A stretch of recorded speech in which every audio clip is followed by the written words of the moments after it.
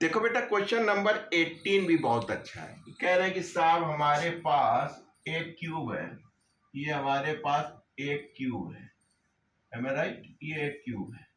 Cube बनाना बहुत आसान है, बीच से निकाल लीजिए, जोड़ लीजिए। क्यूब की क्या खासियत खुसूसियत होती है कि ऑल साइड्स आर इक्वल, यानी लंबाई चौड़ाई ऊंचाई जो भी है सब सेम है, और ए दे रखा है। साथ में इन्होंने एक्सिस भी दे रखी है, इसको इन्होंने सेंटर माना है, और एक एक्सिस ये निकाली है, एक एक्सिस ये निकाली है, और ये निकाली है। ध्यान से रखिएगा, एक्सिस बहुत इंपॉर्टेंट है। इसको वाई कहा इन्होंने, इसको जेड कहा, और इसको एक्स कहा। ठीक, तो आपको एक क्यूब मिल गया जिसकी all the sides are equal, क्योंकि क्यूब है, और ए के बराबर कही उन्होंने कि ए क्या है यूनिट का, और ये एक्सिस है साहब। अब कह क्या रहे हैं, कह रहे कि इसका एक मिड पॉइंट ले लीजिए, और एक इस सरफेस का मिड पॉइंट ले लीजिए, यानी इस सरफेस का एक मिड पॉइंट ले लिया, एक इसका ले लिया। इसको इन्होंने जी कह दिया, इसको इन्होंने एच कह दिया।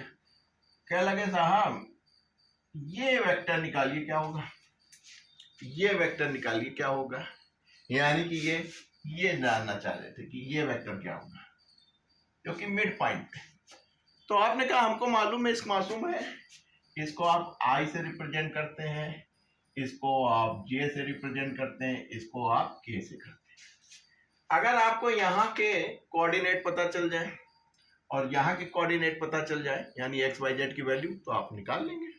स्ट्रेट लाइन ही तो है, दो मिड पॉइंट के बीच की दूरी, तो आई जे के फॉर्म में रिप्रेजेंट करेंगे तो वेक्टर हो जाएगा। आइए इस पॉइंट को देखो, यहाँ पे देखिए जी को, जी क्या है, कहाँ पे है, ये बेटा सही पूछे तो ये यूं दिख रहा है, ये यूं है, ये यूं है, ये पॉइंट है, और एच पॉइंट ये है। तो जब ये यहाँ पे है तो जाहिर सी बात है कि ऐसे सूरत हाल में एक्स आपका ये है, तो एक्स आपका क्या हो गया, ठीक, एक्स आपका क्या हो गया, ay2 पे आया यहाँ से, और ये आपका क्या हो गया, ये आपका y हो गया, ठीक, और ये आपका z हो गया। तो y तो जा नहीं रहा है, y तो वहीं पे इसी पॉइंट पे आप ले रहे हैं। ये जो पॉइंट होगा वो यहाँ पे होगा, और यहाँ के कोऑर्डिनेट क्या होंगे, 0 0 होंगे। तो जब आप यहाँ पे होंगे, ये पॉइंट यहाँ पे होगा, तो क्या 0 होगा, आपका y 0 होगा, यानी कि यहाँ से ay2 पे ये है 0 है, और z एक्सिस पे ये है। h पे देखिए, आप यहाँ पे आ गए, ये पॉइंट पे आ गए हाफ में, इस पे, ठीक, इस जगह आ गए हैं, तो इस जगह आ गए हैं, यानी x तो यही आपका, y आपका ये हो गया, ये z हो गया, ये आपका y हो गया, ये आपका y हो गया, ये z हो गया, और यही पॉइंट आपका क्या रहा, x रहा। तो आपका x 0 हो गया, ay2 हो गया, ay2।